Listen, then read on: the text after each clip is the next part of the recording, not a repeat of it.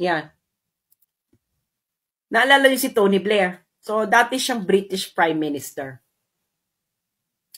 Noong 2003, kasama ni Bush, in-invade nila ang Iraq. Binomba nila ang Baghdad. And that war was illegal. Maraming nasawi. And take note, hindi sila tumutugis ng adik, ng kriminal. Sila ay they are just really killing Iraqis, innocent Iraqis. Ang kailangan lang naman nila si Saddam Hussein. In 8 years, ang namatay sa Iraq ay at least 300,000. Itong si Tony Blair, okay? War crime yun eh. Illegal yun eh.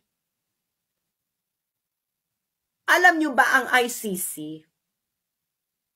Ayaw siyang i-prosecute. 300,000. 8-year period, 300,000. At least 300,000. Tapos sa warrant of arrest nila kay Digo, itong si Tony Blair, mastermind talaga siya nung Iraq War. Mastermind siya. Nandun sa report eh. Siya talaga ang directly responsible. Dito sa warrant of arrest ni Duterte, na isang Asian, hindi puti, hindi galing ng Western country, ang accusation ay indirect co-conspirator. At ilan? In an 8-year period, at least 19, in at least 24. Kung matitino pa kayong mga Pilipino, sana alam ninyo kung ano ang ibig sabihin nito.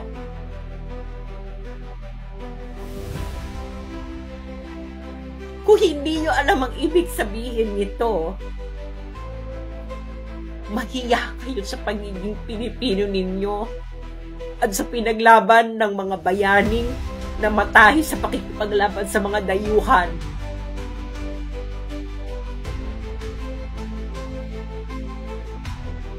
Kung hindi nyo alam kung anong ibig sabihin nito, mahiya kayo sa mga nagbuwis ng buhay ng napakaraming Pilipino laban sa mga dayuhang nanakop sa Pilipinas. Huwag kayong humarap sa monumento ni Rizal o ni Bonifacio. Mahiya kayo kung hindi nyo alam ibig sabihin. Kayong mga sundalo at mga pulis, mahiya kayo sa ginawa ninyo. Mahiya kayo sa mga ninuno nating nagbuwis ng buhay nila sa pakikipaglaban sa mga dayuhan. Nakikita ninyo ang diferensya? Yung puti, umatay, 300,000. Mastermind siya ng invasion of Iraq. Hindi man lang kriminal yung mga nandun. Ayaw i-prosecute ng ICC. Yung presidente ninyo, ang tinutugis ay kriminal, adik, drug pusher. Ang akusasyon, indirect co-conspirator, at least 19 and at least 24.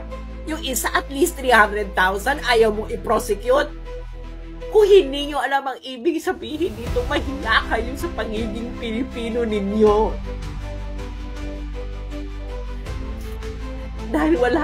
Dahil hindi nyo alam kung anong nangyayari sa mundo at kung anong ginagawa sa inyo ng mga dayuhan. Bilang Asyano at bilang Pilipino. Nangbubunyi ngayon ng ICC dahil meron silang First Asian. Ano? First Asian, nangbubunyi ka? Pero yung Tony Blair, at least 300,000, hindi ito tumutugis ng kriminal, ha? Binomba nila ang Iraq. Illegal yung gera na to. Mahiya kayo sa inyong pagiging Pilipino. Kung sa tingin ninyo, ito ang itsura ng katarungan. Mahiya kayo.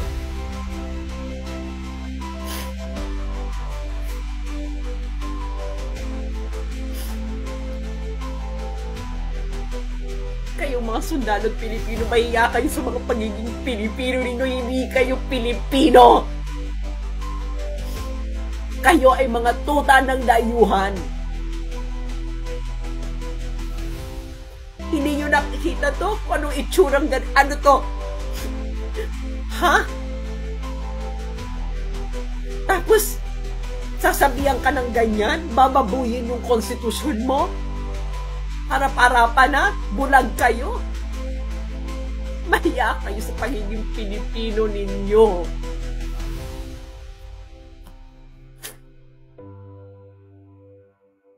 Sige nga, ipaliwanag nyo nga yan.